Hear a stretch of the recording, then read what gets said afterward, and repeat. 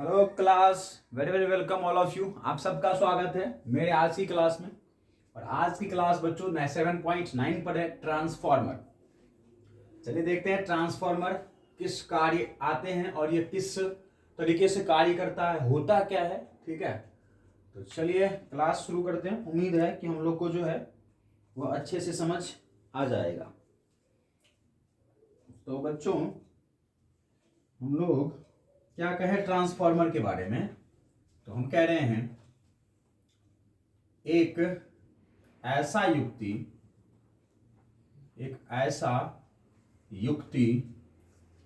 जो निम्न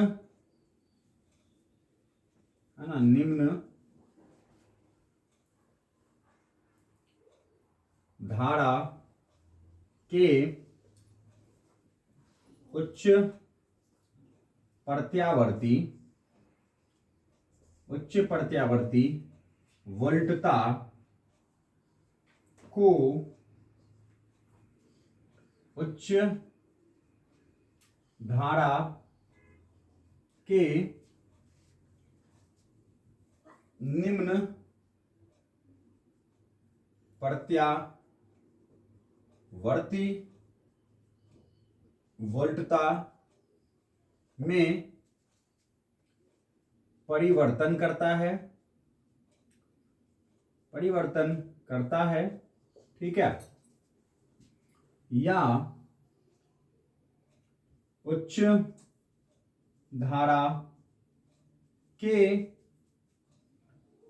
निम्न प्रत्यावर्ती वोल्टता को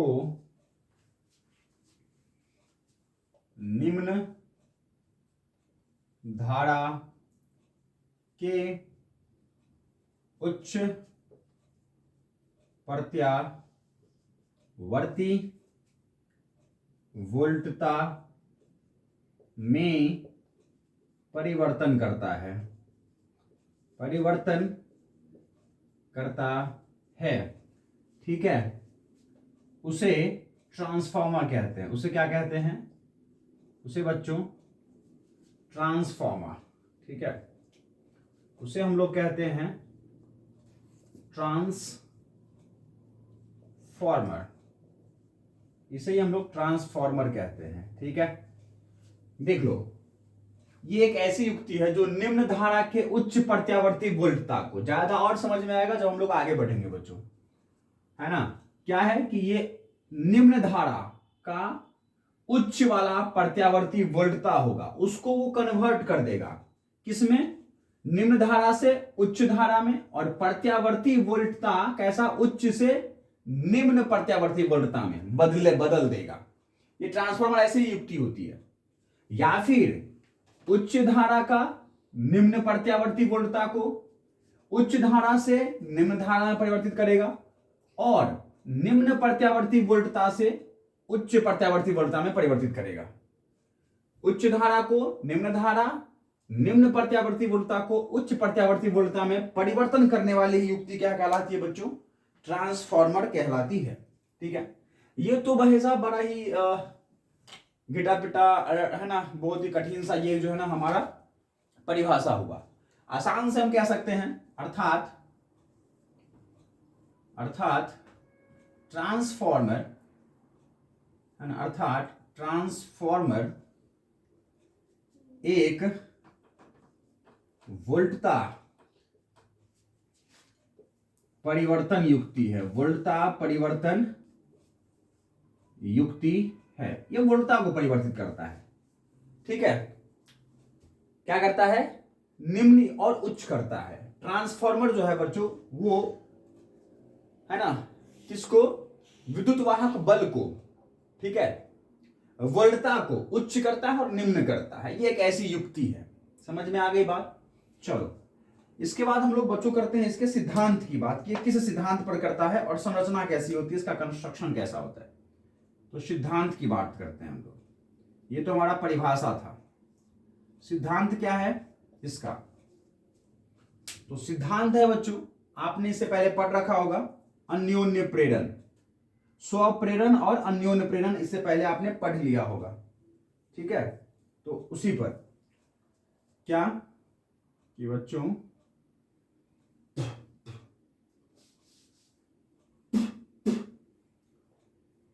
यह अन्योन्य अन्योन्य ठीक है प्रेरण पर आधारित, यह अन्योन्य प्रेरण पर आधारित सिद्धांत पर कार्य करता है, आधारित सिद्धांत पर कार्य करता है। ठीक है, यह कौन से सिद्धांत पर कार्य करता है? यह करता है अन्योन्य प्रेरण पर। ठीक है, अन्योन्य प्रेरण के सिद्धांत पर कार्य करता है।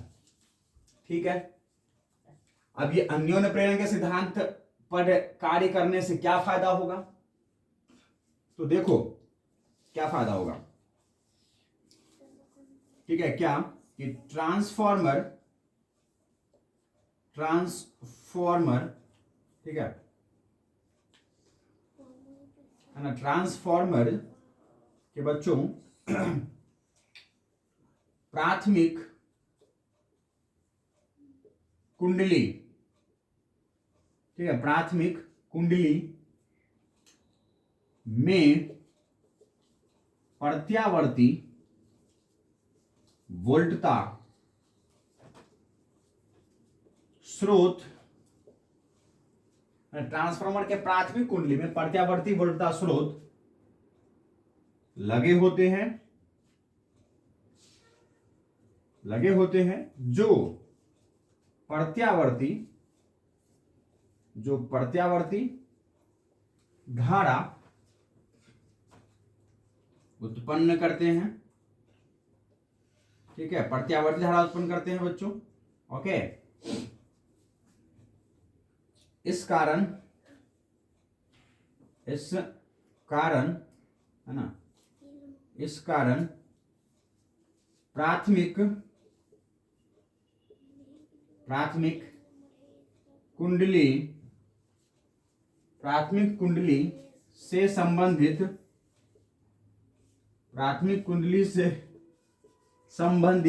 है ना प्राथमिक कुंडली से संबंधित, ठीक है, चुंबकीय फ्लक्स में परिवर्तन आता है, चुंबकीय फ्लक्स में परिवर्तन आता है और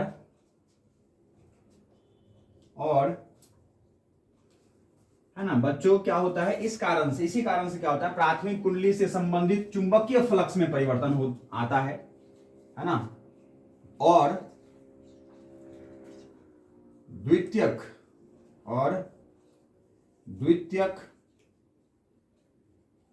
कुंडली पास होने के कारण उससे संबंधित चुंबकीय फ्लक्स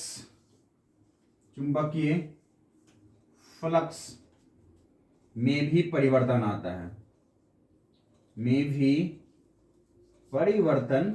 है, ठीक है, उसके चुंबकीय फ्लक्स में भी परिवर्तन आता है, उससे संबंधित चुंबकीय फ्लक्स में भी परिवर्तन। अभी तक आपको कुछ नहीं समझ में आएगा, पहले देखो मैं कुछ थ्योरी लिख रहा हूं, बाद बाकी मैं समझाऊंगा, चिंता न करो। ठीक है, और इससे द्वितीयक कुंडली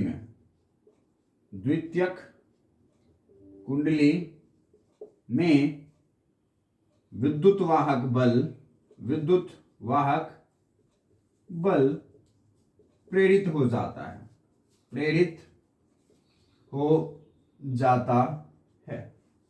देखो हम लोग इसकी बात कर रहे हैं, बनावट की बात कर रहे हैं। ठीक है, बनावट की बात करें, इसकी बनावट कैसी होती है।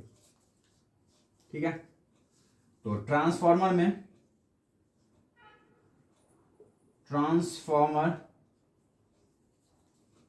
ट्रांसफॉर्मर में एक नर्म लौह क्रोड होते हैं,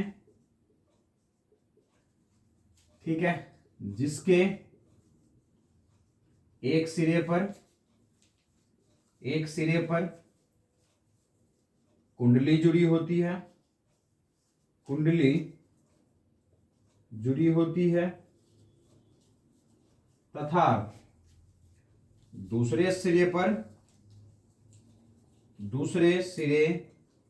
पर दूसरी कुंडली जुड़ी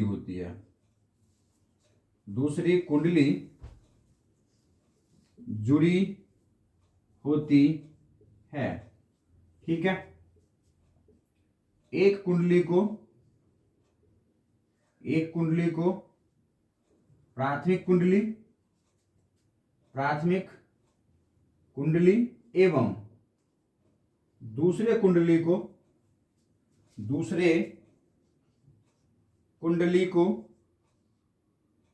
ठीक है, दूसरे कुंडली को द्वितीयक कुंडली कहते हैं, ठीक है। और है ना, सामान्यतः प्राथमिक कुंडली से प्रत्यावर्ती स्रोत जुड़े होते हैं, ठीक है। चलो, तो ये हमने क्या लिखा है, बनावट लिखा है, ठीक है। ये हमने बनावट लिखा है।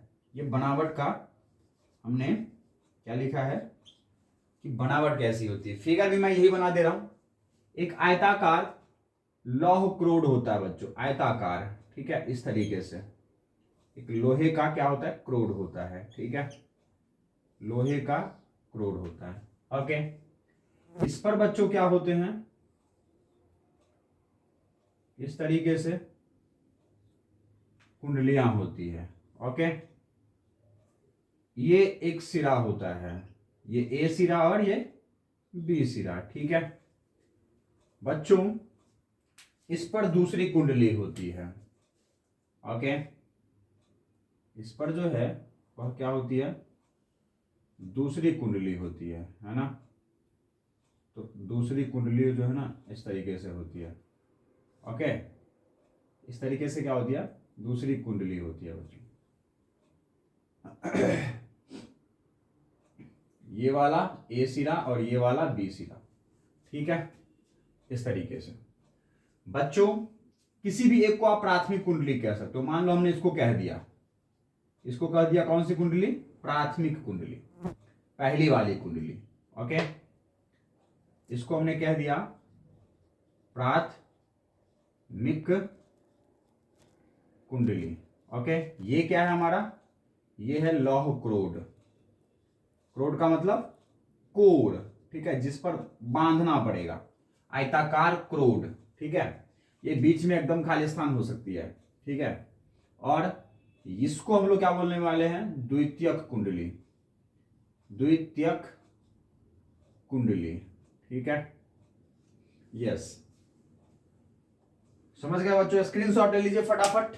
मैं इस शब्दों को मिटा दूं, समझाऊंगा, सब समझाऊंगा, चिंता ना करो।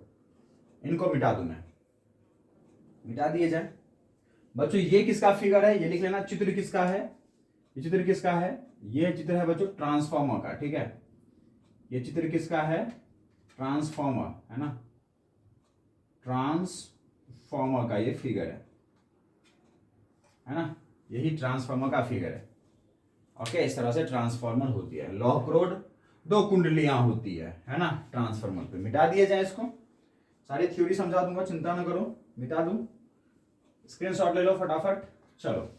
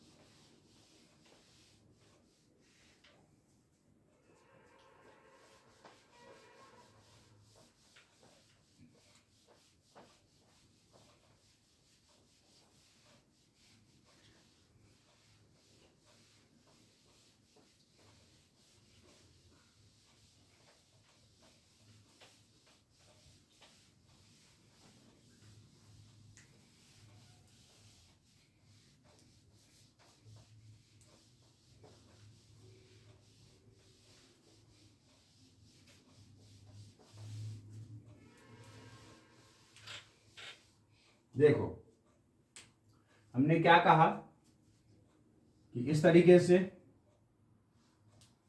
क्रोड होता है, इस पर 2 कुंडलियां होती हैं, ठीक है, इस तरीके से।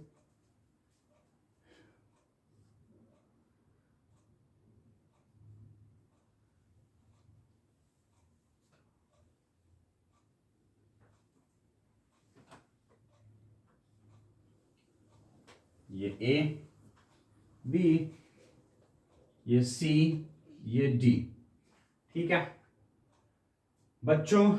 ये प्राथमिक कुंडली थी, ये कुंडली जो थी वो कौन सी थी? प्राथमिक। ये कौन सी थी? द्वितीयक। ओके, हमने बच्चों क्या कह रखा है कि ये अन्योन्य प्रेरण पर आधारित होता है। तो आपको पता है कि इस तरीके से आप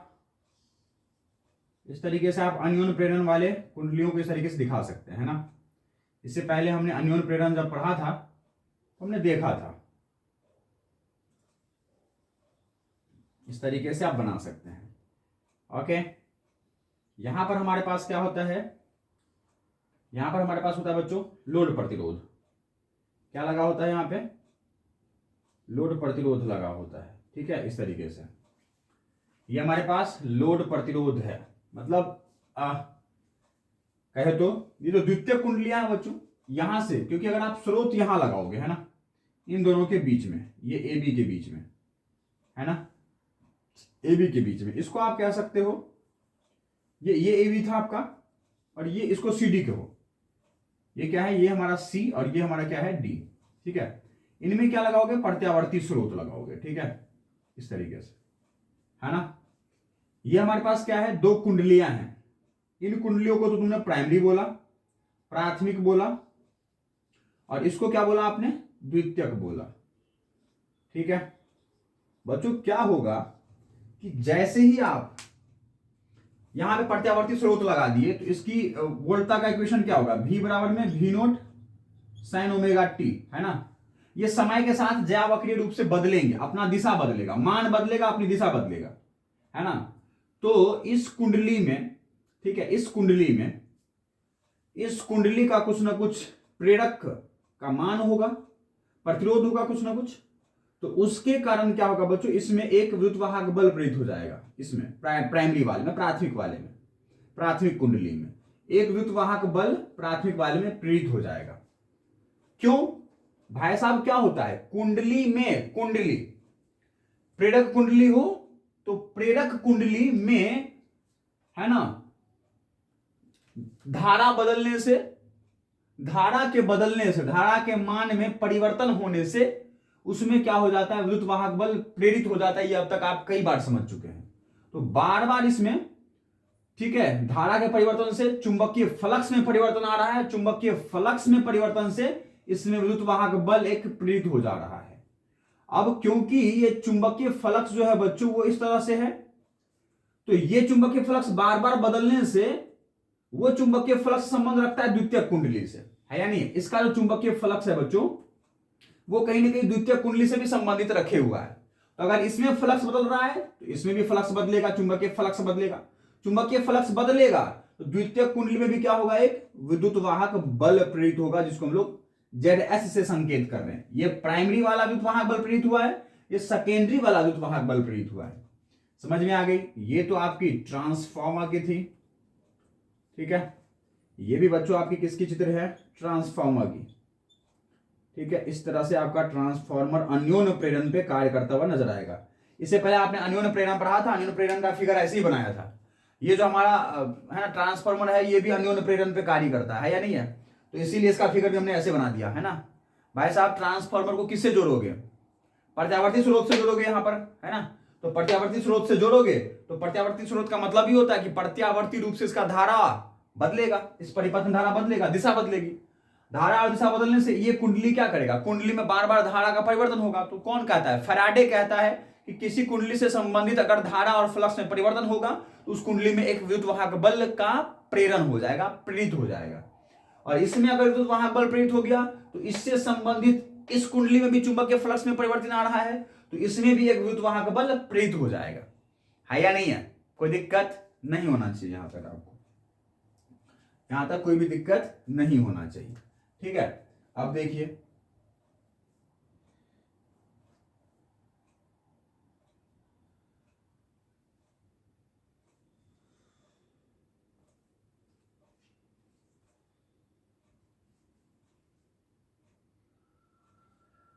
बच्चों, माना प्राथमिक कुंडली में फेरों की संख्या बराबर कितना है? NP है, ठीक है। ओके बच्चों, द्वितीयक कुंडली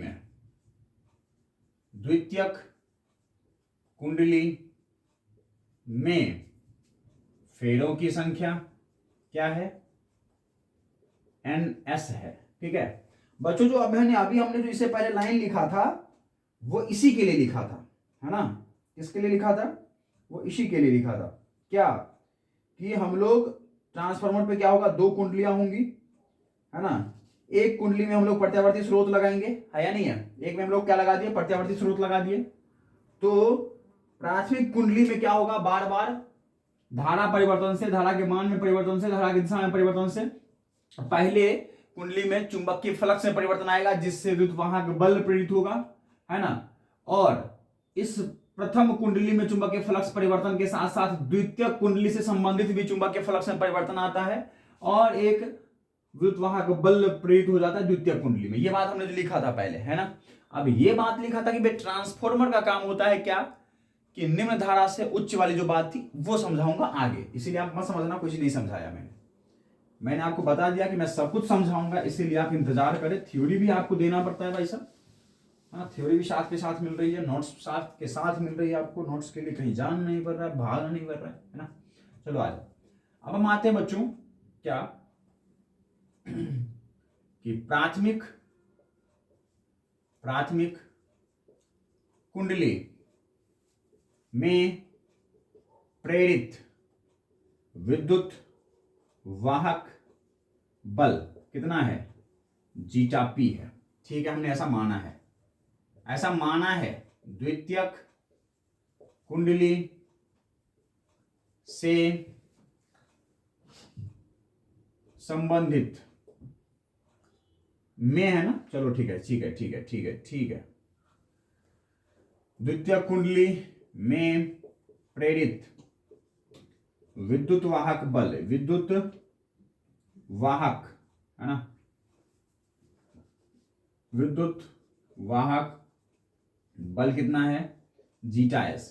बच्चों ये जो प्राथमिक कुंडली है उसमें हमने कहा फेरा कितना है, इसका फेरा कितना है, उसका NP है। और इसमें कितने फेरे हैं?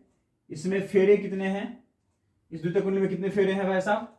NS, ठीक है। अलग अलग फेरा है बच्चों, अलग अलग फेरों की संख्या होगी। इन दोनों कुंडलियों पे अलग अलग फेरों की संख्या होंगी, ठीक है। अलग अलग फेरों की संख्या होंगी ट्रांसफार्मर में। समझ गया बात? पक्का समझ गए ना? चलो अब आ जाओ। हमें ज्ञात है बच्चों, क्या ज्ञात है? चुंबकीय फ्लक्स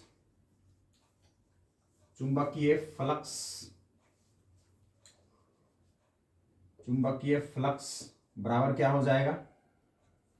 चुंबकीय फ्लक्स बराबर क्या हो जाएगा? फाई बराबर क्या हो जाएगा? फाई P बराबर क्या हो जाएगा? फाई P बराबर क्या हो जाएगा? NP और गुना में उससे संबंधित एक कुंडली से संबंधित चुंबकीय फ्लक्स। ये क्या है? ये फाई क्या है? एक कुंडली, है ना? ये फाई क्या है? एक फेरे के कुंडली से संबंधित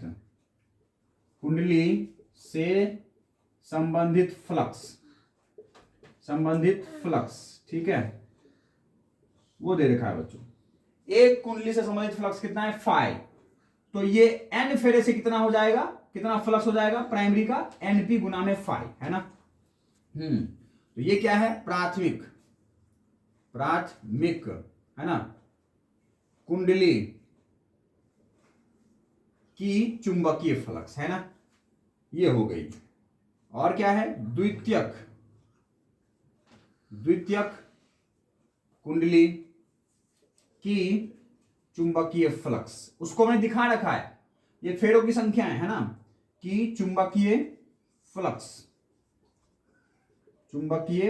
कितना हो जाएगा भाई साहब, फाई एस बराबर कितना हो जाएगा, फेरों की संख्या और एक कुंडली से संबंधित फ्लक्स फाई। भाई जितना ही फ्लक्स इससे संबंधित है एक कुंडली से, उतना ही संबंधित इससे भी तो होगा, इसी का फ्लक्स तो इससे संबंधित हो रहा है, जितना यहां फ्लक्स उत्पन्न हुआ है वही फ्लक्स तो चारों तरफ है, और वही फ्लक्स तो इससे भी संबंध रख रहा है। तो अगर यहां एक कुंडली से फ्लक्स फाई है तो इसमें भी कितना होगा, एक कुंडली में फ्लक्स फाई ही होगा। समझ गए बात। चलो अब हम जानते हैं क्या, कि प्रेरित विद्युत वाहक बल, ठीक है, फैराडे के नियम से, फैराडे के नियम से हम जानते हैं क्या, कि प्रेरित विद्युत वाहक बल, ठीक है, जीटा पी बराबर क्या हो जाएगा, minus of d phi p और बटा में डी टी, है ना, बराबर, है ना, इसको हम कहते हैं बच्चों फर्स्ट और इसको कह देते हैं सेकेंड।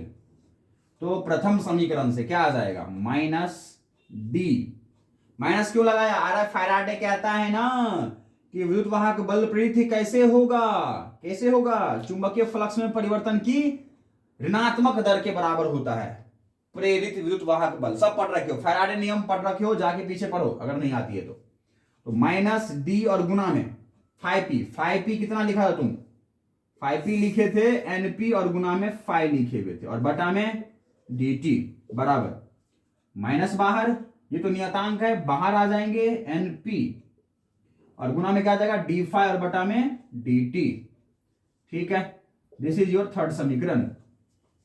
अब मैं लिख रहा हूं जीटा एस बराबर माइनस डी फाइव एस और बटा में डी टी, क्या ये कैमरे में दिख रही है, यस, चलिए, बराबर माइनस डी और फाइव एस कितना लिखा था हमने, एन एस गुना में फाइव, एन एस और गुना में फाइव और बटा में डी टी बराबर, माइनस बाहर रहेंगी, एन एस बाहर आ जाएगा, अंदर क्या हो जाएगा बच्चों, डी फाइव और बटा में डी टी, ये समीकरण नंबर 4। कोई दिक्कत, चलो स्क्रीनशॉट ले लो फटाफट, ले लीजिए, ले लिए, चलो अगर ले लिए हो तो मैं इधर मिटा देता हूं ताकि डेरिवेशन जो है वो फिगर जो है वो आप बना सकें।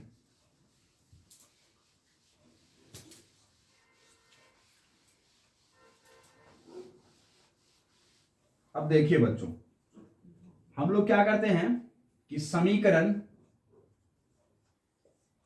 3 डिवाइड बाय समीकरण 4, ठीक है, अगर ऐसा करते हैं तो हमें क्या मिलेगा, समीकरण 3 को समीकरण 4 से डिवाइड कर दीजिए तो क्या मिलेगा zeta P upon zeta S बराबर, ठीक है, क्या आ जाएगा, माइनस एनपी डी फाइव बटा D T, minus NP D five बटा में डी टी, और बटा में minus N S D five बटा D T, minus N S D five और बटा में डी टी, ठीक है बच्चों, माइनस से माइनस कैंसिल, है ना, और डी फाइव बटा डी टी से डी फाइव बटा डी टी कैंसिल, तो क्या आ जाएगा, जीटा पी अपॉन में जीटा एस बराबर, माइनस माइनस कैंसिल तो क्या आ जाएगा, एन पी और बटा में एन एस, ये डी फाइव बटा डी टी और डी फाइव बटा डी टी क्या हो जाएगा, कैंसिल, है ना, तो ये आ गया, कोई दिक्कत, माइनस माइनस आपस में कैंसिल, कोई दिक्कत। ये समीकरण नंबर कितने बन गए बच्चों, 5, देख लो, मतलब है ना, प्रेरित विद्युत वाहक बलों का अनुपात जो है वो क्या होता है, वो उसके फेरों की, है ना, संगत कुंडली के फेरों की संख्या के अनुपात के बराबर। देख लो भाई साहब, कुंडली के अंदर प्रेरित विद्युत वाहक बल जो है का जो अनुपात है वो बराबर होता है उसके संगत कुंडली में फेरों की संख्या के अनुपात के, समझ गए। यस, ये बात अब आप समझ गए होंगे। यहां पर ये समीकरण बच्चों काफी इंपॉर्टेंट है। ये जो फॉर्मूला है बच्चों ये काफी आपके लिए इंपॉर्टेंट है, ठीक है। ये वीवीआई वाली बात है, ओके, ये इंपॉर्टेंट है आपके लिए। ये फॉर्मूले से काफी न्यूमेरिकल सोल्व होंगे, ठीक है। प्राथमिक विद्युत वाहक बल प्रेरित द्वितीय कुंडली में प्रेरित विद्युत वाहक बल बराबर होता है किसके, उसी के सामने जीटा पी, तो यहां पे एनपी और बटा में जीटा एस तो एनएस। समझ गए बात? चलो यहां तक तो आपको दिक्कत नहीं होना चाहिए, है ना। अब आ जाओ बच्चों, क्या है, यदि यदि आदर्श ट्रांसफॉर्मर, यदि आदर्श ट्रांसफॉर्मर बच्चों है, तब आदर्श का मतलब आइडियल, आइडियल का मतलब जो अच्छा सा तरीके से काम करके दे ट्रांसफॉर्मर। तो यदि आदर्श ट्रांसफॉर्मर है तब, ठीक है, निर्गत ऊर्जा या शक्ति निवेशी ऊर्जा, ठीक है, या शक्ति, है ना, वो भी कौन सी, विद्युत शक्ति, है ना। निर्गत विद्युत ऊर्जा या विद्युत शक्ति निवेशी विद्युत ऊर्जा या विद्युत शक्ति के बराबर होता है, के बराबर होता है। मतलब बच्चों अगर ये आदर्श ट्रांसफॉर्मर है तो जितना आप ऊर्जा लगाओगे उतना ही ऊर्जा मिलेगा, है ना। कोई लॉस वॉस नहीं होगा, ना ही कोई वृद्धि होगा, ना गेन होगा ना लॉस होगा, शक्ति बराबर रहेंगे, ऊर्जा बराबर रहेगा, ठीक है। यस, जितना निवेश करोगे ऊर्जा उतना ही निर्गत ऊर्जा होगा, ठीक है। बच्चों पहले निवेशी लिख लो फिर निर्गत लिखना, है ना, बढ़िया रहेगा। निवेशी, है ना, और फिर यहां निर्गत, निर्गत, है ना। यस, तो हम लोग बच्चों यहां से लिख सकते हैं कि मतलब जितना पावर हमने इनपुट में दिया था उतना ही पावर हमें आउटपुट में मिल रहा है, ठीक है। इनपुट निवेशी से, है ना, इनपुट में, और ये आउटपुट में, ठीक है, पावर होगा। अब आपको विद्युत शक्ति बराबर पता है क्या होता है, चूंकि जो पावर, इलेक्ट्रिकल पावर बराबर क्या होता है, V और गुना में I होता है ना। यस, दिस इज समीकरण नंबर 6। कोई दिक्कत? चलिए स्क्रीनशॉट ले लीजिए फटाफट, मैं मिटा दूंगा सबको। ले लिए होंगे स्क्रीनशॉट, मिटा दिए जाएं। चलो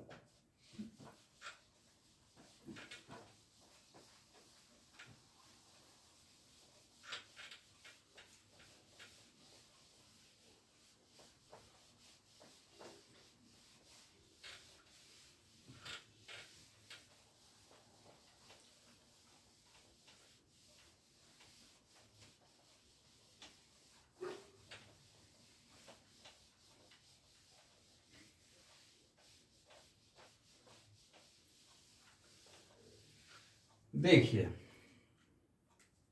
समीकरण 6 से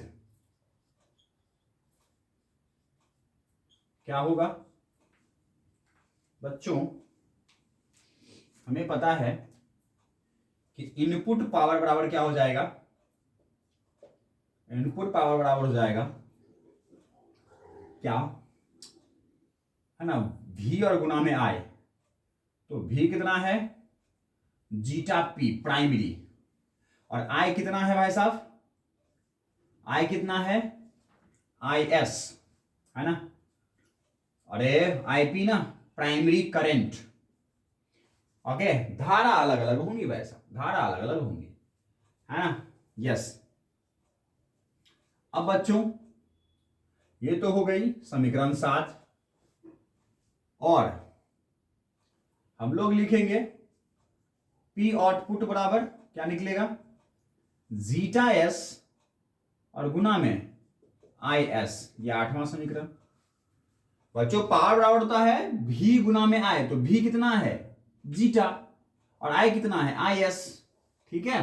यस, तो देखो यहां से दोनों बराबर होंगे, तब समीकरण 7 एवं 8 को, ठीक है, 6 में रखने पर, 6 में रखने पर अगर रख दिया जाए तो क्या कह सकते हैं, आएगा हमारे पास जीटा पी गुना में आई पी बराबर में जीटा एस गुना में आई एस। यहां से निकल जाएगा, जीटा एस को उधर ले आओ तो जीटा पी अपॉन में जीटा एस बराबर में क्या आ जाएगा, आई एस बटा में आई पी। ये देखो समीकरण नंबर कितना हो गया, ये 9। ये देखो, ये भी अति महत्वपूर्ण फॉर्मूला है, वी वी आई है, ठीक है, वी वाई आई है हमारे। ओके, तो बच्चों बताइए, अब आप समीकरण 5 और 9 से लिख सकते हैं। समीकरण 5 एवं 9 से क्या कह सकते हो,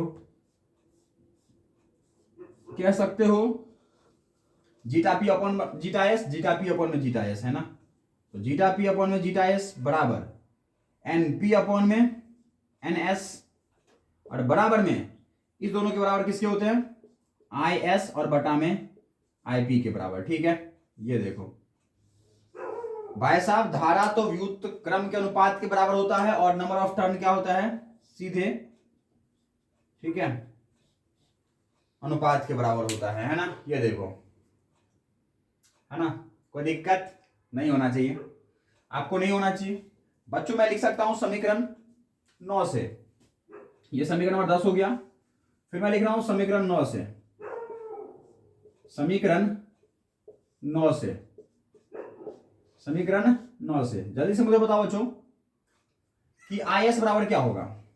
आई एस बराबर होगा सर जी जीटा पी अपॉन में zeta S, zeta P upon में जीटा एस, है या नहीं है, और आई पी गुना में आ जाएगा, है या नहीं है, बोलो क्या बच्चों, हम लोग इसको ऐसे भी लिख सकते हैं, या आई एस बराबर, आई एस बराबर जीटा पी अपॉन में जीटा एस क्या होता है, एनपी बटा में एन एस, है ना, समीकरण 5 से, समीकरण 5 से, ठीक है, क्या हो जाएगा, आई एस बराबर zeta P upon zeta S क्या होता है, एन पी अपॉन में एन एस, ठीक है, और यहां पे क्या हो जाएगा बच्चों, आई पी।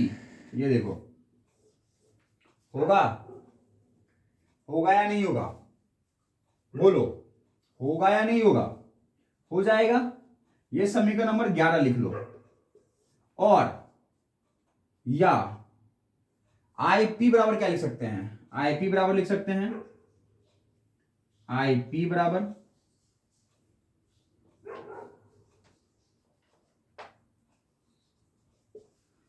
आई पी बराबर क्या लिख सकते हैं, आई पी बराबर ही लिखे है क्या, आई एस बराबर, आई पी बराबर क्या होगा, आई पी इधर को भेजिए, इसको इधर भेजिए, तो आई पी बराबर क्या हो जाएगा, जीटा एस ऊपर गया, जीटा पी नीचे आया, तो जीटा एस बटा में जीटा पी, और गुना में आई एस, गुना में आई एस, है या नहीं है, तो यहां से क्या आ जाएगा, जीटा एस अपॉन में जीटा पी क्या आएगा, एन एस अपॉन में एन पी, तो एन एस अपॉन में एन पी, और गुना में क्या आ जाएगा, आई एस, ये किसके बराबर में, आई पी के बराबर में। ठीक है, ये क्या है, विजिबल है आपके, यस, ठीक है बच्चों, समीकरण नंबर कितना हो गया, ये 12। ओके, चलो इधर वाला तो आपने स्क्रीनशॉट ले लिया था, इसको मिटा दिया जाए, नहीं लिए हैं तो आप ले लीजिएगा।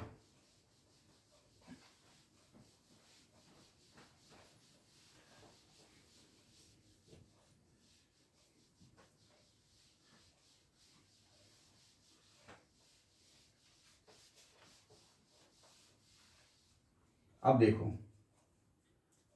इसी गैस समीकरण 11 और 12 के आधार पे बच्चों, समीकरण 11 एवं 12 के आधार पर, ठीक है, ट्रांसफॉर्मर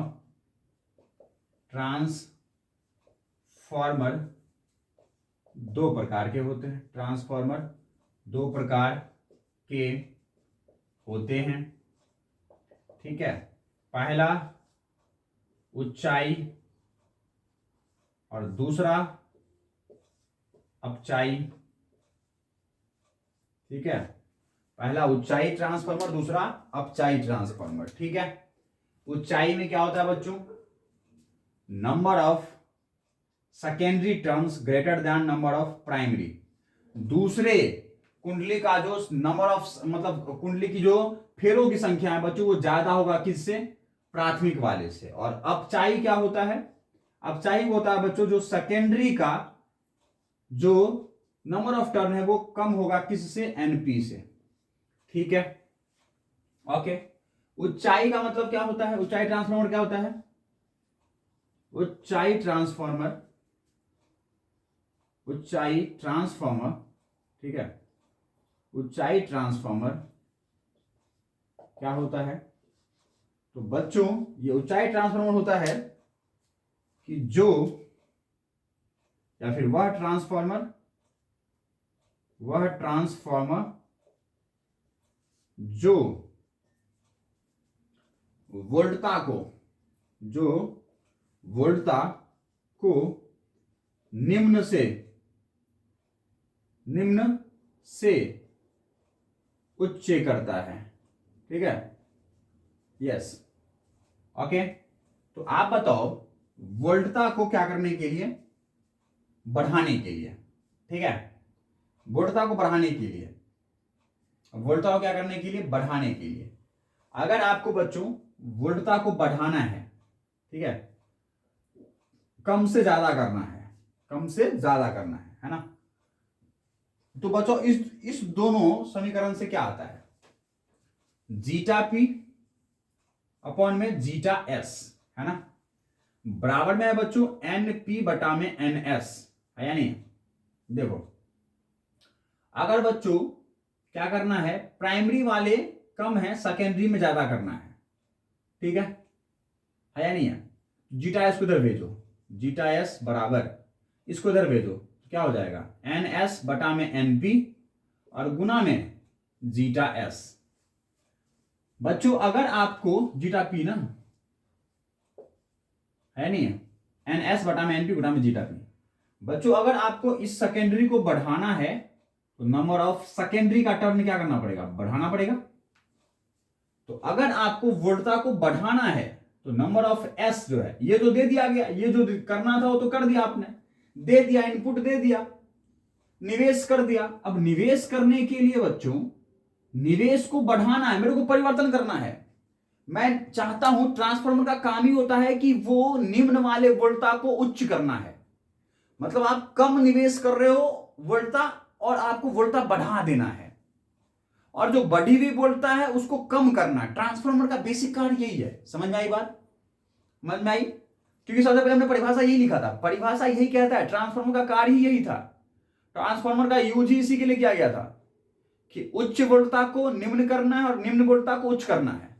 तो अगर एक प्राइमरी विद्युत वाहक बल प्रेरित हो गई उसमें, तो उस प्रेरित विद्युत वाहक बल को क्या करना है, प्राइमरी वाले प्रेरित विद्युत वाहक बल से ज्यादा करना है, किसमें, सेकेंडरी में। ऐसा करने के लिए क्या क्या कर सकते हैं हम लोग, ऑप्शन क्या है कि सेकेंडरी के नंबर ऑफ टर्न को बढ़ा दे, अगर ऊपर वाला राशि बढ़ेगा ये भी बढ़ जाएगा।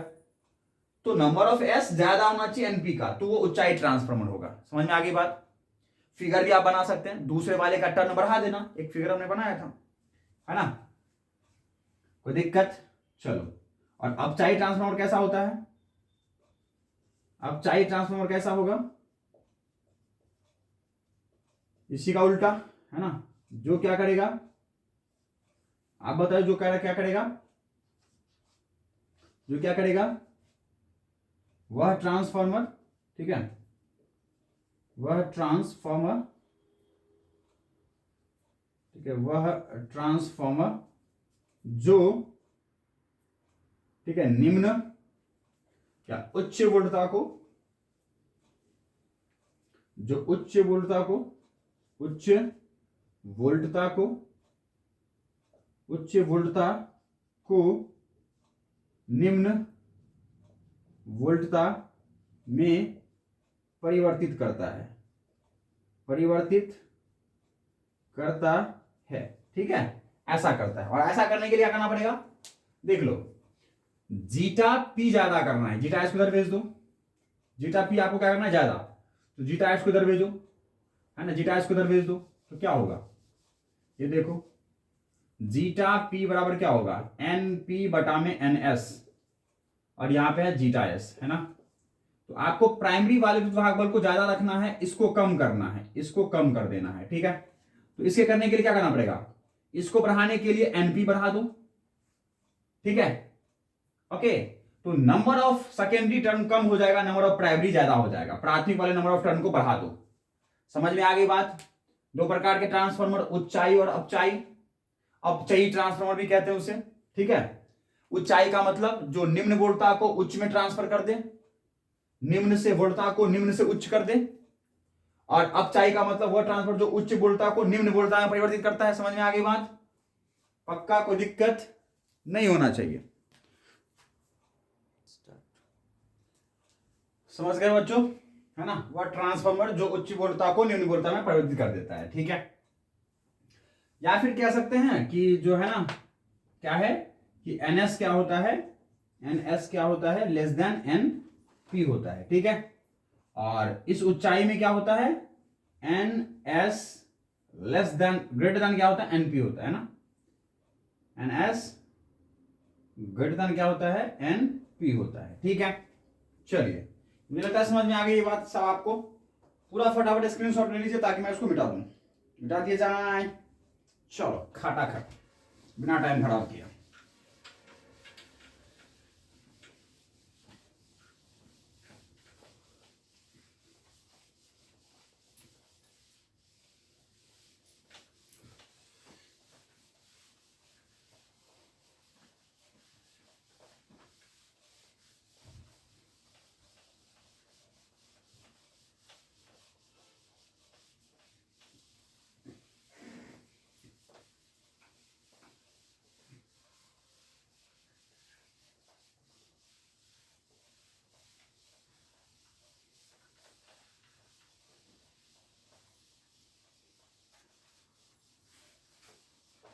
देखिए बच्चों, अब आप क्या कर सकते हैं, यहां से, है ना, आदर्श ट्रांसफॉर्मर, आदर्श ट्रांसफॉर्मर, है ना, आदर्श ट्रांसफॉर्मर का दक्षता ज्ञात कर सकते हैं, ठीक है। इफिशियंसी ज्ञात करते हैं ईटा से, इसको ईटा बोलते हैं ना, तो ईटा से ज्ञात कर सकते हैं। ईटा बराबर क्या होता है, होता है बच्चों, है ना, निर्गत, ओके, निर्गत शक्ति, अरे निर्गत शक्ति बटा में निवेश की गई शक्ति, ठीक है। और ये बच्चों परसेंटेज में बताई जाती है, इसीलिए किससे गुना करेंगे, 100 से, ठीक है, 100 से, है ना। हाँ बच्चों, ये जो हमारी निर्गत शक्ति है वो कितना होता है, निर्गत शक्ति कितना होता है, निर्गत जीटा एस गुना में आई एस, शक्ति बराबर क्या होता है, V गुना में I, निवेश कितना होगा, जीटा P गुना में आई पी, और गुना में क्या हो जाएगा, 100। तो this is the formula for दक्षता, दक्षता को ज्ञात करने के लिए बच्चों। ये भी एक अच्छा फॉर्मूला है, ये भी आप याद रख सकते हैं, याद रख सकते हैं, ठीक है, ओके। चलो बच्चों, हम यहां ये कह सकते हैं कि यदि ट्रांसफॉर्मर, है ना, ट्रांसफॉर्मर, ठीक है, आदर्श है, ट्रांसफॉर्मर की दक्षता, ठीक है बच्चों, ट्रांसफॉर्मर की दक्षता ऐसे लिखता हूं मैं, आदर्श नहीं, ट्रांसफॉर्मर की दक्षता, ठीक है, केवल ट्रांसफॉर्मर की, चाहे आदर्श हो चाहे आदर्श नहीं हो, ठीक है, ऐसे ज्ञात कर सकते हो। यदि ट्रांसफॉर्मर बच्चों अगर आपका आदर्श नहीं है, ट्रांसफॉर्मर आदर्श है, तो क्या हो जाएगा बच्चों, शक्ति होती है ना, निर्गत और निवेश दोनों बराबर होते हैं। बराबर का मतलब ये आपस में कट जाएंगे, और आपस में कट जाने से क्या हो जाएगा, ठीक है, दोनों बराबर होते हैं, दैट मींस ईटा बराबर हो जाएगा बच्चों वो हो जाएगा जीटा एस गुना में, है ना, आई एस, और बटा में क्या हो जाएगा, जीटा पी और गुना में आई पी, आपस में कैंसिल, और गुना में 100, है ना। तो ये कितना आ जाएगा, 100% इफिशियंसी आ जाएगी ट्रांसफार्मर की। मतलब वो सीधा निवेशी वाले शक्ति को निर्गत शक्ति में पूरी तरह से परिवर्तित कर देता है। और ऐसा ऐसा क्यों होता है, क्योंकि हम लोग जानते हैं कि जो इनपुट पावर होता है वो आउटपुट पावर के बराबर होता है, किसमें, आइडियल ट्रांसफार्मर में। ये कैसे होते हैं, आइडियल ट्रांसफार्मर, आदर्श ट्रांसफार्मर में, है ना। आइडियल ट्रांसफार्मर, एक आदर्श ट्रांसफार्मर में ऐसा होता है। समझ गए बात। मुझे नहीं लगता है आपको कोई दिक्कत होना चाहिए, बोलो। मुझे नहीं लगता है कोई दिक्कत होना चाहिए, यहां तक समझने में कोई दिक्कत नहीं होना चाहिए बच्चों। यदि ट्रांसफार्मर ये आदर्श नहीं है, यदि वास्तविक ट्रांसफार्मर की बात की जाए जो हम लोग गांव घरों में यूज करते हैं, ठीक है, यदि वास्तविक ट्रांसफार्मर, ठीक है,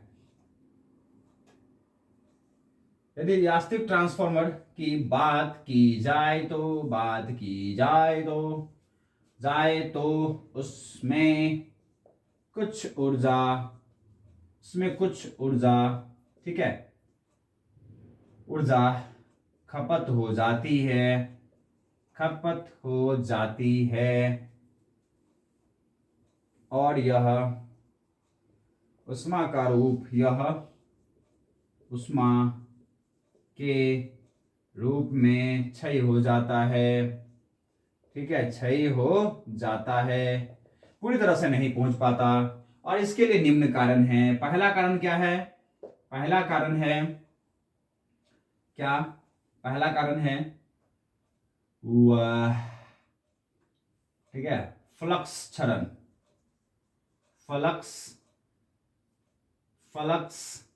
ठीक है, क्षरण, फ्लक्स क्षरण। क्या होता है बच्चों फ्लक्स क्षरण, तो खराब अभिकल्पना के कारण एवं, ठीक है, वायु के लिए रिक्त स्थान रह जाते हैं, वायु रिक्ति के कारण, ठीक है, प्रथम कुंडली के कुल फ्लक्स, ठीक है, द्वितीयक कुंडली से या फिर दूसरे कुंडली से संबंधित नहीं हो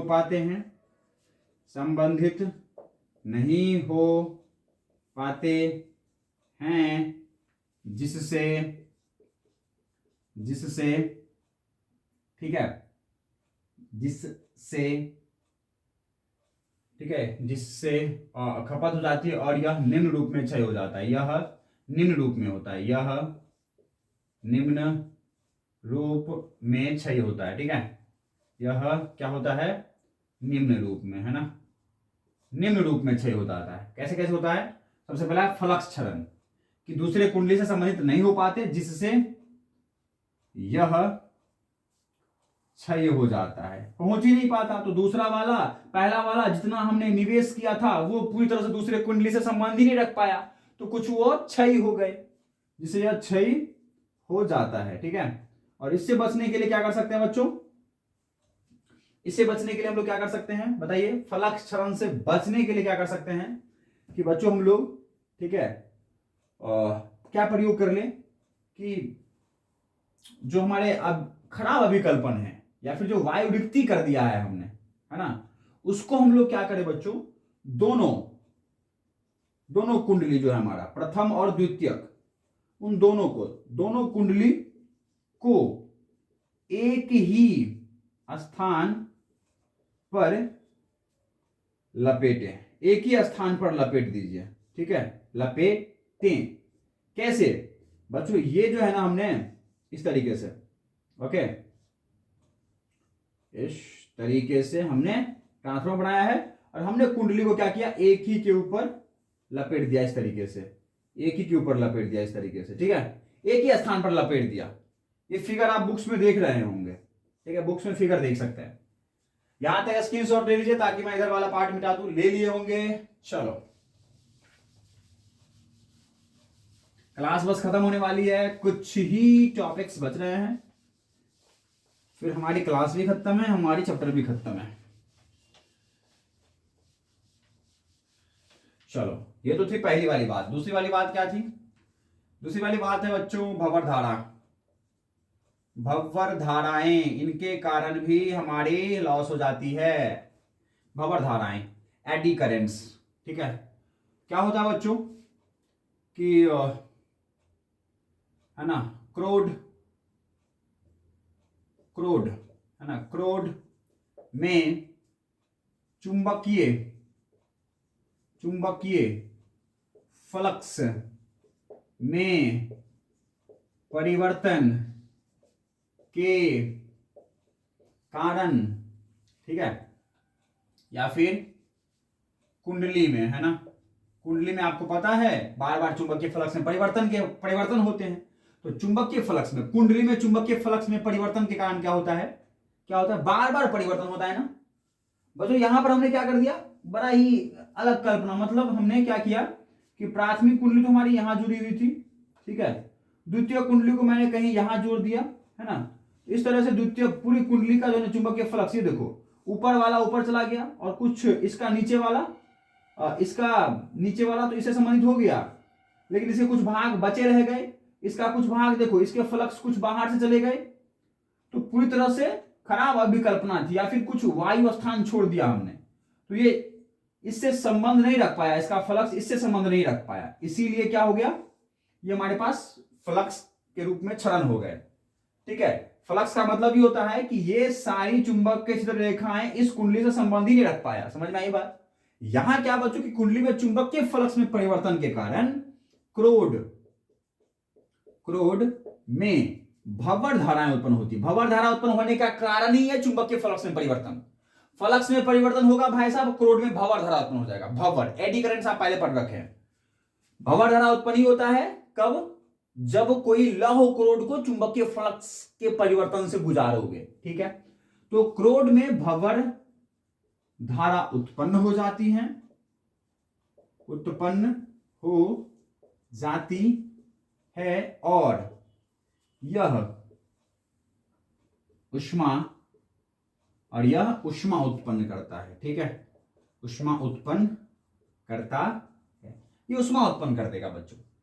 ये भंवर धाराएं जैसे उत्पन्न हुआ तो इसका मतलब भंवर धारा को कुछ ऊर्जाएं मिली है, और कुछ ऊर्जाएं मिली तो यह ऊष्मा के रूप में कुछ ऊर्जाएं हमारा क्या हो गया, क्षय हो गया। ठीक है, कुछ ना कुछ शक्ति हमारी क्षय हुई, कुछ ना कुछ ऊर्जा हमारा क्षय हो गया। बचने के लिए क्या कर सकते हैं? इसमें बचने के लिए क्या कर रहे थे, एक ही जगह लपेट दो। इसमें बचने के लिए क्या करेंगे, भंवर धारा से अगर बचना है आपको तो क्या करोगे, भंवर धारा से बचने के लिए बच्चों आपको क्या करना पड़ेगा, भंवर धारा एडी करंट से बचने के लिए आपको करना पड़ेगा बच्चों कि क्रोड, क्रोड को स्तरित, स्तरित कर स्थापित करें।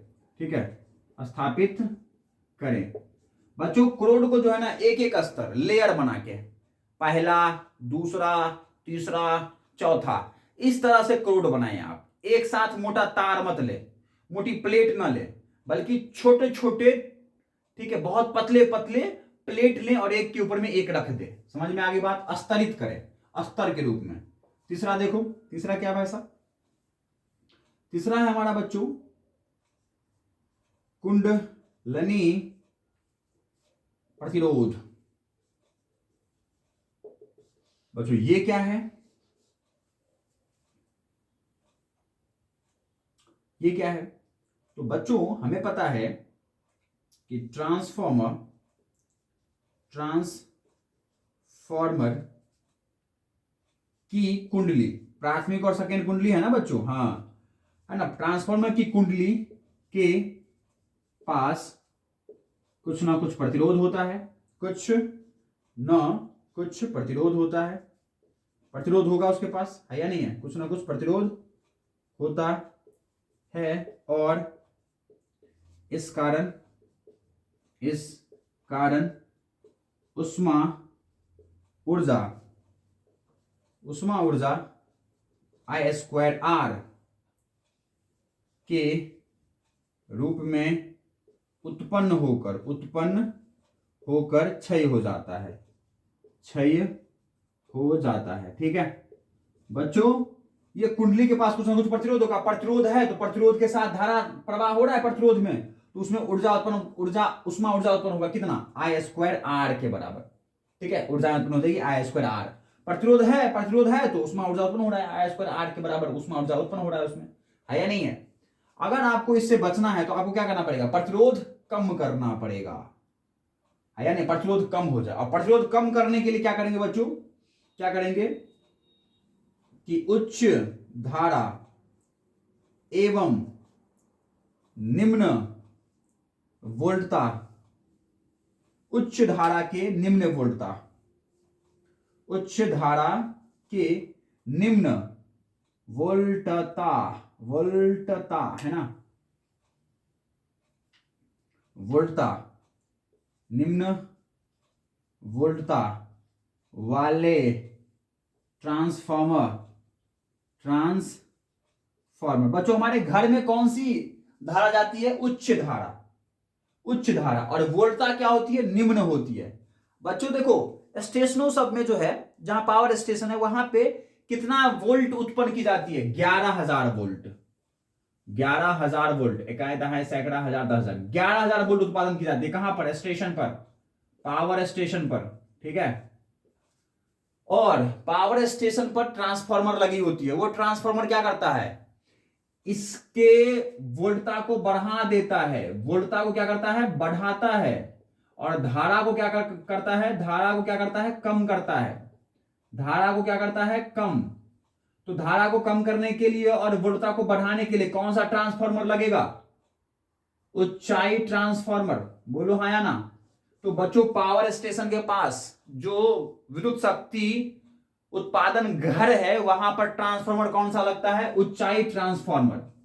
और बच्चों हमारे घर के अगल बगल ट्रांसफार्मर लगी होती है, वहां पर कौन सा ट्रांसफार्मर होता है, तो बच्चों वोल्टता को बढ़ा देता है। दैट मीन्स बच्चों जो आपके पावर स्टेशन से आपके घर तक जो तार पहुंच रही है उसमें 11,000 से ज्यादा वोल्ट के करंट प्रवाह हो रहे हैं। ठीक है, जिसका धारा तो कम है लेकिन वोल्टता जो विभव है वो बहुत बढ़ा हुआ है। ठीक है, इससे ऐसा क्यों करते हैं, क्योंकि बच्चों जब करंट ही कम हो जाएगा तो कुछ ना कुछ प्रतिरोध तो होगा, प्रतिरोध होने के बावजूद भी करंट इतना कम कर दिया मैंने कि भाई साहब उसमें ऊर्जा बहुत कम लॉस हो रहा है। समझ में आई बात, तारों में आगे बात। चलो, प्रतिरोध बिल्कुल नगण्य तो नहीं किया जा सकता है ना, नगण्य तो नहीं किया जा सकता। चलो अब बच्चों हमारे घर के बगल में कौन सा लगा होता है, तो हमको पता है हमारे घरों में कितनी आती है, 220 वोल्ट की ही धारा आती है हमारे घर में। हमारे घर में 220 वोल्ट का ही धारा आता है, 220 वोल्ट से ज्यादा 220 वोल्टता से अधिक विभव हमारे घर में आ गई। ठीक है, विद्युत वाहक बल अगर आप हमारे घर में आए तो भाई साहब हमारे सारे जो इंस्ट्रूमेंट है वो खराब हो जाएंगे। क्यों, क्योंकि हमारे सारे युक्तियां किस पर काम करती है, 220 वोल्ट पर, है ना। तो इसका मतलब क्या हुआ कि 11,000 वोल्ट को 220 वोल्ट में घटाई जा रही है, तो घटाने के लिए अपचाई ट्रांसफार्मर। तो घर के बगलों में कौन सा लगाते हैं, अपचाई, मतलब वोल्टता कम धारा ज्यादा। और पावर स्टेशन पर क्या करते हैं कि अधिक उत्पादन किया तो उसके धारा को बढ़ा देते हैं और वोल्टता को बढ़ा देते हैं और धारा को कम कर देते हैं। तो याद रखना, दो प्रकार के ट्रांसफार्मर कार्य होते हैं हमारे। विद्युत स्टेशन के पास एक ट्रांसफार्मर लगाया जो अधिक वोल्टता को और भी अधिक कर दिया और धारा को कम कर दिया। धारा को कम करने का रीजन क्या था, उष्मा ऊर्जा कम उत्पन्न हो जाने वाले तारों में। जब हमारे घर के पास पहुंचने ही वाला उससे पहले उसने ट्रांसफार्मर लगा दिया। ट्रांसफार्मर का काम क्या था, भाई साहब उस वोल्टता को कम कर देना, वरना हमारे घर में आग लग जाएगी। समझ में आई बात। चलो, मुझे लगता है आप समझ गए हैं, ये बात आप समझ गए हैं। ध्यान रखना, नोट करके आप ध्यान रखना इस बात को। देखो तो बच्चों क्या करेंगे यहां पर कि उच्च धारा के निम्न वोल्टता वाले ट्रांसफार्मर, तो हमारे घर के बगल में कौन सा लगा हुआ है, उच्च धारा निम्न वोल्टता वाले ट्रांसफार्मर के कुंडली को मोटे तार से बनाएंगे। मोटे तार का मतलब प्रतिरोध बढ़ा दिया, कुंडली को मोटे तार से बनाएंगे। ठीक है, बनाएंगे।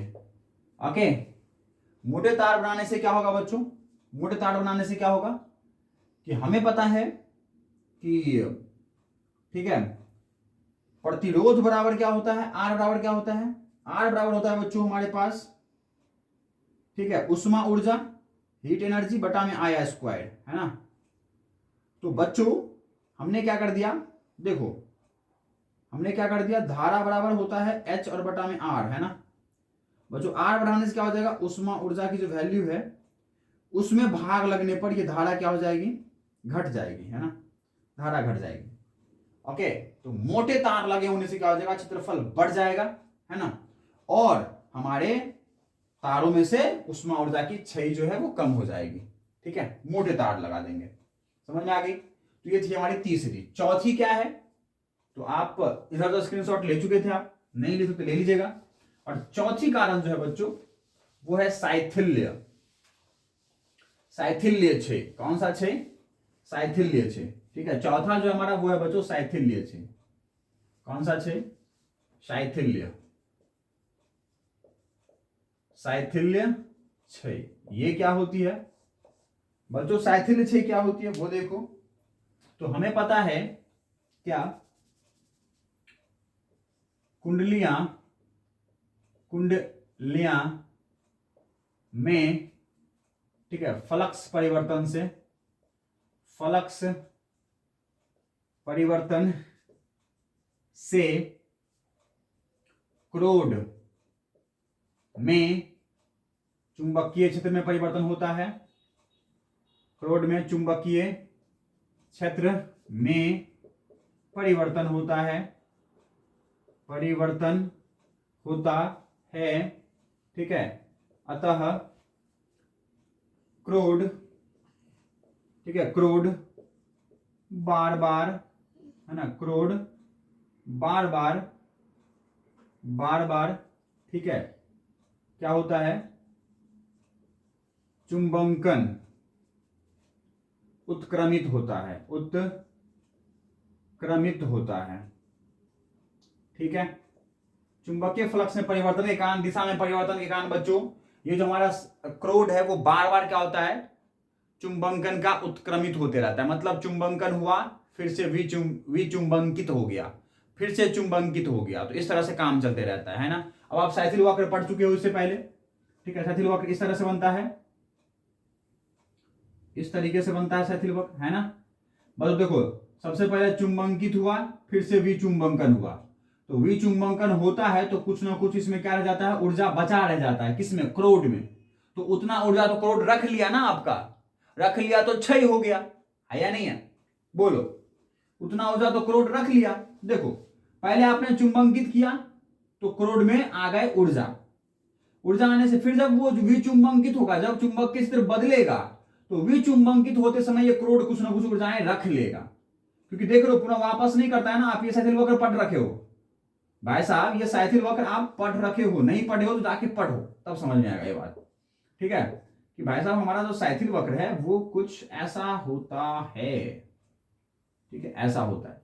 तो चुंबकित हुआ पहले, और फिर जब आप विचुंबकित करते हैं तो कुछ ना कुछ ये इसके अंदर चुंबकन की तीव्रता रह जाती है, मतलब ऊर्जाएं रह जाएगी, ठीक है। चुंबकीय फ्लक्स के रूप में कुछ ना कुछ इसके पास, है ना, ऊर्जाएं रह जाती है, जिसके कारण यह आपका ऊर्जा लॉस हो जाता है। ये तो किसी काम नहीं आई, है या नहीं है, उष्मा के रूप में लॉस हो गई, ठीक है। ये गर्म हो गई आपकी क्रोड, इसमें भी उष्मा उत्पन्न हो गया, समझ गए। तो अब आप इससे बचने के लिए क्या करोगे, इससे बचने के लिए, ठीक है, अधिक अधिक या फिर कम कम साइथिल्य, बच्चों जिसका एरिया सबसे कम होगा वो बच्चों कम जो है ना ऊर्जा ग्रहण करेगा, है ना। तो कम साइथिल्य, ठीक है ना, कम साइथिल्य वाले, ठीक है, पदार्थ को क्रोड रूप में प्रयोग करते हैं, ठीक है। कम साइथिल्य क्षेत्रफल वाले पदार्थ को क्रोड रूप में प्रयोग करते हैं, क्रोड रूप में प्रयोग करते हैं, ठीक है। और वो कौन सा पदार्थ होता है, वो होता है बच्चों नर्म लोहा, ठीक है, नर्म लोहा, सॉफ्ट आयरन होता है, ठीक है। चलो स्क्रीनशॉट ले लो। यही सारी आपकी कहानी थी। मिलते हैं नेक्स्ट क्लास में नेक्स्ट कुछ नए चैप्टर के साथ। ये चैप्टर आपका खत्म हो चुका है, द एंड हो चुका है बच्चों। मुझे उम्मीद है कि आपको समझ में आया होगा। अगर नहीं आई है तो I am very very sorry, और अगर आई है तो बहुत मजा आया आपके साथ क्लास लेने में, ठीक है। अगली बार मिलते हैं, टिल देन स्क्रीनशॉट ले लीजिए, खैटाक, है ना। अगली बार मिलते हैं भाई साहब, टिल देन आप जो है ना अपना ख्याल रखें, पढ़ाई करते रहे, मस्ती करते रहे, झूमते रहे, झामते रहे, माता पिता को खूब आदर करें, आस पड़ोस के लोगों का ख्याल रखें, ठीक है। और है ना जानवरों को जो है ना वो खूब अच्छे तरीके से सेहत का ध्यान रखें उनका भी, क्योंकि वो भी हमारे लिए उतने ही महत्वपूर्ण है जितना हमारे मनुष्य महत्वपूर्ण है, ठीक है। क्योंकि सभी लोग जीव हैं और जीव को कष्ट होगा तो आपको कष्ट होगा, है ना, तो कष्ट नहीं देना उनको, है ना। चलिए ध्यान रखिए, पढ़ाई करते रहिए। अगली बार मिलते हैं, till then bye bye, good night and thank you to watch man this video. Okay, bye bye.